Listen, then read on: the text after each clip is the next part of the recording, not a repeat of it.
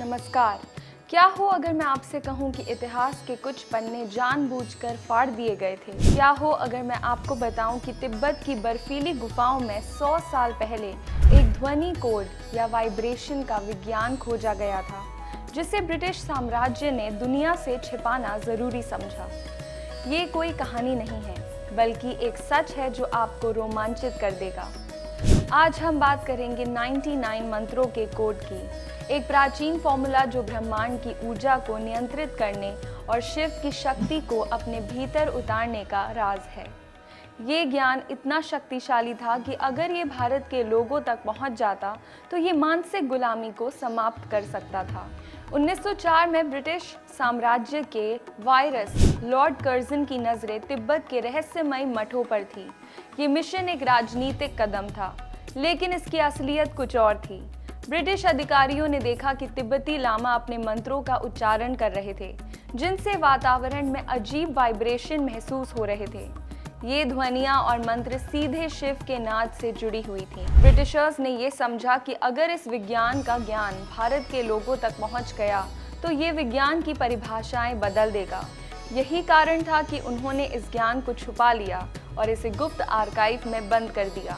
अब सोचिए, अगर एक साधारण घंटी की ध्वनि आपके दिमाग की फ्रीक्वेंसी को बदल सकती है, तो 99 मंत्रों का असर आपके जीवन में क्या नहीं कर सकता। इन मंत्रों का असली रहस्य शब्दों के बीच छुपी हुई खाली जगह में है।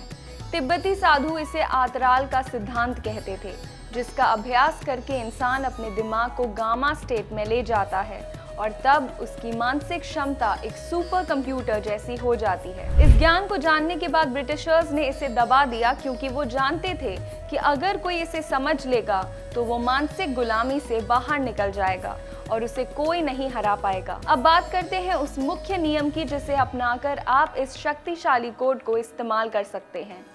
ये नियम बहुत सरल लगता है, लेकिन इसके पीछे गहरी समझ छिपी हुई है। ये विधि कहती है, मंत्र को बाहर नहीं बल्कि अंदर से उच्चारण करो। तिब्बत के साधु अपने मंत्रों का उच्चारण नाभि से करते थे और यही असली खेल था। इस विधि को आप भी कर सकते हैं, मगर एक योग्य गुरु की देखरेख में। सबसे पहले जमीन पर एक आसन रख के आराम से बैठ जाएं। रीढ़ की हड्डी एकदम सीधी रखें। फिर गहरी सांस लें और इसे कुछ सेकंड्स के लिए रोके रखें। अब सांस को रोके हुए मानसिक रूप से ओम नमः शिवाय का उच्चारण करें। ध्यान रखें कि ये आवाज़ आपके पेट से आ रही हो, ना कि गले से। इस क्रम को एकांत में बैठ के दोहराते रहे। जितने लंबे अंतराल तक करेंगे, उतनी ही आपकी साधना सफल होगी। ये साधना करने से आपका मन तेज हो जाएगा, वाणी में वजन आएगा और सिंक्रोनिसिटी संबंध महसूस होगा, यानी कि ब्रह्मांड आपके इशारों पर काम करेगा। याद रखें, ये ज्ञान संतुलन और जिम्मेदारी के साथ होना चाहिए। ये ऊर्जा बहुत शक्तिशाली है और इसे ध्यान से उपयोग करना चाहिए। तो क्या आप तैयार हैं इन 99 मंत्रों के कोड को अपनाने के लिए और अपनी असली शक्ति को पहचानने के लिए? सनातन की ऐसी ही अद्भुत जानकारियों को जानने के लिए फॉलो करें हमारे प्लेटफॉर्म दिव्य सनातन को और कमेंट्स में ज़रूर लिखिए ओम नमः शिवाय। धन्यवाद।